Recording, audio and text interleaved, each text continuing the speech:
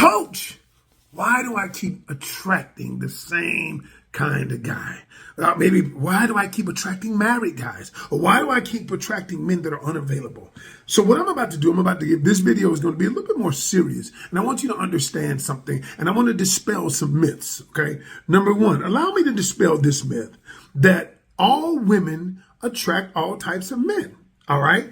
That means they attract men who are just about sex, men who are married, all types. The difference is women who value high value, women who value themselves highly. What happens is when they meet a man who is not in alignment with what they want, they cut it off. What happens to women who don't value themselves as high many times is they allow him to stay, and now it convolutes their mind so they think all of the men that I'm attracting are this way. So if you think you're attracting the same kind of guy, let me explain why. Number one, you keep saying it. See, the universe will give you whatever you want, okay? Thoughts become things. Whatever you think about, you bring about. You ever notice how people who say, I have the worst luck, always have the worst luck?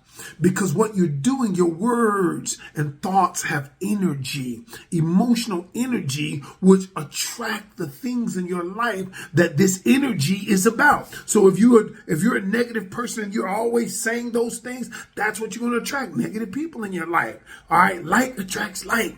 Like attracts like. And so what I'm going to tell you is, number one, stop saying it.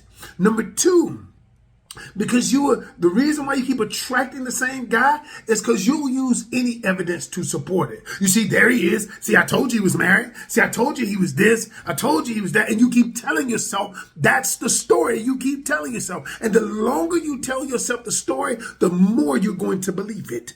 So you've got to interrupt the pattern and tell yourself something different. One of the ways I tell people to do that is begin hanging around people who think like you want to think.